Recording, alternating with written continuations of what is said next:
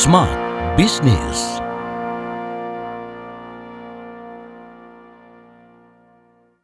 Ketemu lagi bersama saya Daryl Adam dalam podcast Smart Business. Seperti biasa kita akan ajak Anda untuk belajar lebih jauh tentang hal yang berhubungan dengan marketing ya. Tapi kali ini berhubungan pula dengan ekspansi dan go public. Nah, ini adalah mimpi besar dari setiap perusahaan agar bisa berekspansi menjadi lebih besar dan go public. Walaupun kadang-kadang sudah well known secara produknya. Tapi saya yakin ada banyak langkah-langkah yang perlu Anda pahami, pelajari, dan aktualisasikan.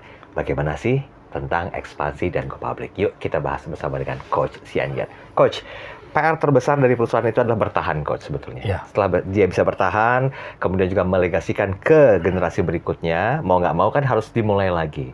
Meneruskan apa yang sudah dilakukan sama generasi sebelumnya. Berharap bisa ekspansi, malahan tidak. Apalagi berujung ke go public, kayaknya masih jauh banget. Bagaimana sih fenomena ini bisa ditanggapi secara profesional, Coach? Nah, terima kasih Mas Daryl Adam, Smart Listeners, jumpa kembali. Nah, Mas Daryl, ini pertanyaan luar biasa. Jadi sebuah perusahaan ingin pertama adalah mewariskan culture ke generasi berikutnya, mewariskan produk dan mewariskan apa yang sudah baik ke generasi berikutnya, itu juga menjadi sebuah tantangan ya. Belum tentu generasi berikutnya bisa memahami dan mau 100% menerima apa yang sudah ada atau yang sudah sangat baik sekali ya. Tapi saya yakin pasti akan terlaksana dengan baik.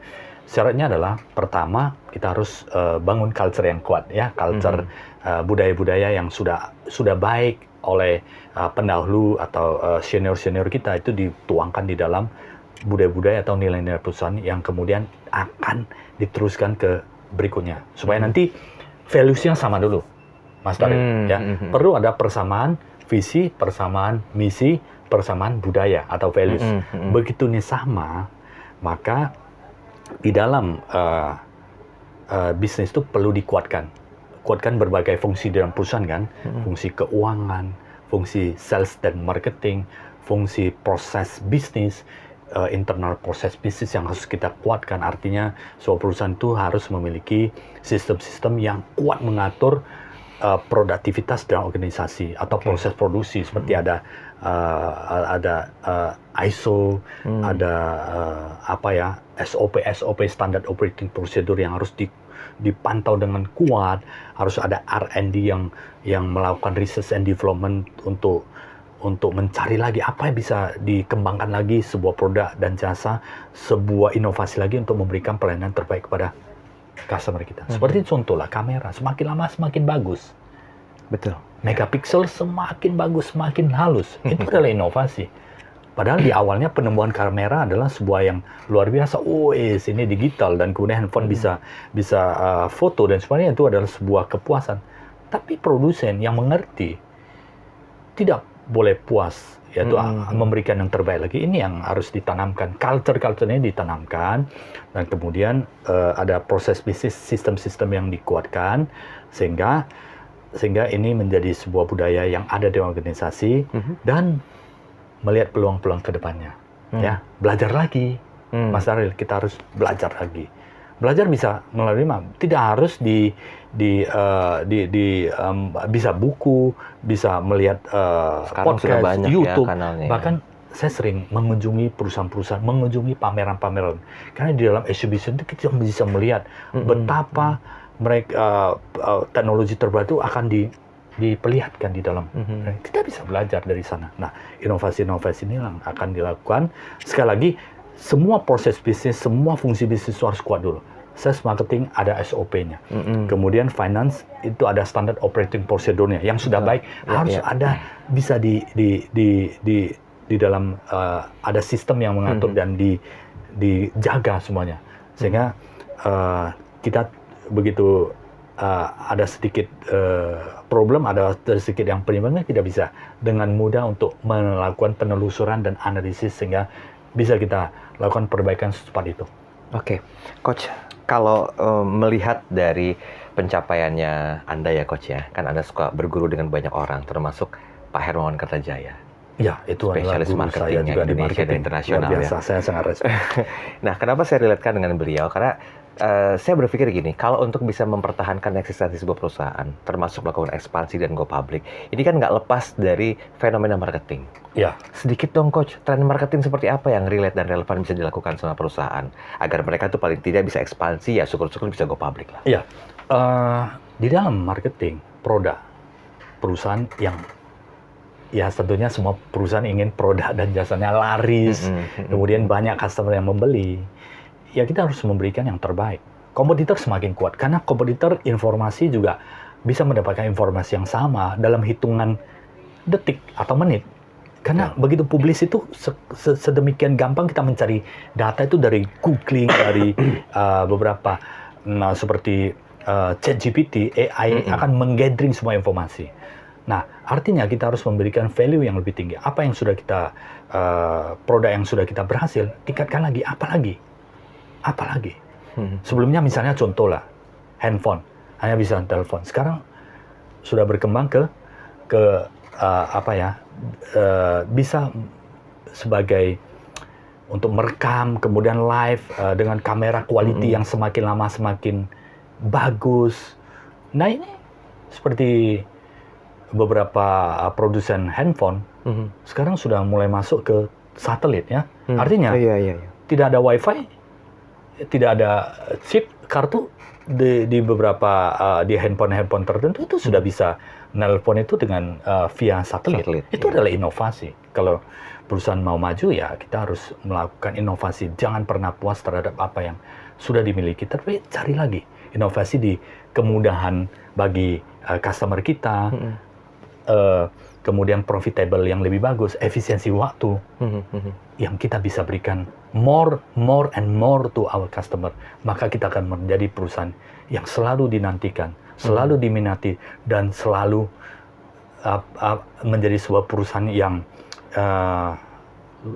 bagi customer akan loyal secara terus-menerus. Inovasi tidak pernah akan menjadi, itu adalah faktor mandatori. Makanya di Jepang ada namanya kaizen, perbaikan secara berkesinambungan. Ya kita lihatlah sekarang dunia sudah mobil terjadi perubahan yang sangat besar. Betul.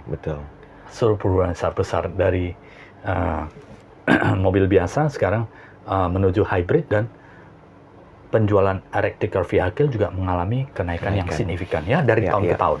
Dari tahun ke tahun. Ini artinya apa? Perubahan. Kita bisa melihat pemain mobil dunia juga sudah terjadi pergeseran ke beberapa produsen. Tanpa menyebut merek. Iya.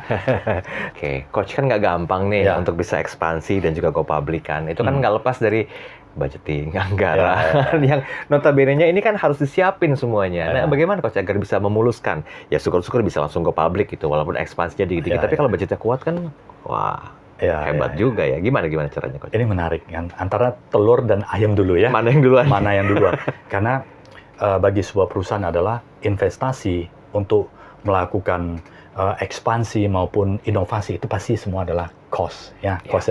Ada dua perusahaan jenis. Pertama adalah perusahaan sedang mengalami keuntungan, gampang. Tinggal sisihkan keuntungan itu. Ingat, perusahaan yang berkembang itu adalah saatnya perusahaan melakukan perubahan adalah pada saat mengalami pertumbuhan. Karena kenapa? Masih memiliki resource dana yang kuat untuk melakukan perubahan. Bisa beli mesin, beli teknologi, investasikan ke human capital, investasikan ke sistem yang ada untuk mendukung perusahaan di research and technology untuk mendukung perubahan perusahaan ke depannya. Jadi saya sarankan yang pertama itu, perusahaan yang mengalami keuntungan, jangan semua itu di taking profit, atau mungkin ya disimpan. Tetapi profit ini itu seyogianya diambil ya, bisa 10-30% untuk mendanai inovasi R&D perusahaan ke depannya. Seperti itu. Perusahaan-perusahaan yang berkembang di luar negeri itu mereka investasikan ke banyak peneliti baik yang di dalam perusahaan maupun peneliti independen, supaya ke depannya perusahaan bisa berkembang. Ada produk-produk baru lagi. Karena produk life cycle ini semakin pendek. Maturity itu akan mencapai titik puncak itu akan semakin cepat karena munculnya teknologi baru, munculnya kompetitor yang baru akan semakin cepat. Oleh karena itu, alokasikan dana. Selagi perusahaan masih kuat, masih profit allocation dana 10-30% untuk dana research and development. Ya. Nah, yang kedua adalah perusahaan yang sudah mengalami kerugian. Ini juga tidak mudah ya, sahabat smart listener semuanya ya. Smart listener ini tidaklah mudah, apalagi mengalami kerugian ya. Oleh karena itu, fokus kepada bagaimana tidak mengalami kerugian terlebih dahulu. Ya. Kerugian misalnya apakah margin keuntungannya belum sesuai atau volume penjualan tidak sesuai sehingga fixed cost-nya tinggi sehingga penjualan tidak sanggup untuk mengcover biaya tetap yang ada di dalam perusahaan. Itu kita harus benar-benar tahu apa yang terjadi di dalam perusahaan. Ya, kemudian fokus kepada apakah ada cost-cost yang menyebabkan perusahaan itu menjadi rugi, seperti ada cost yang tidak perlu, seperti pengerjaan berulang, waktu downtime yang sangat tinggi dan sebagainya, itu harus diidentifikasi. Nah, tentulah ini setelah diidentifikasi fokus kepada jangan sampai perusahaan itu mengalami kerugian. Setelah itu baru fokus untuk inovasi ke depannya. Kalau suatu ketika ditemukan perusahaan tidak mampu bersaing lagi dan harus investasi teknologi, itu memang harus dilakukan. Karena untuk mengikuti perkembangan zaman. Sesimpel itu. Oke, Mas baik. Daryl, ya. Di menit-menit terakhir ini kita kembali reminder kepada Anda para pemilik bisnis ya. Bukan berarti kita berdua itu paling hebat dan juga paling pintar ya, Coach ya. Tapi kita selalu juga berbagi karena dari apa yang dirasakan dan dilakukan oleh Coach Sianiat ini memberikan banyak kontribusi termasuk tentang bagaimana caranya ekspansi dan juga go public. Sudah kita bahas di podcast kali ini. Semoga bermanfaat. Kita ketemu lagi di seri berikutnya. Saya Daryl Adam. Sampai jumpa. Smart Business. Lead you better.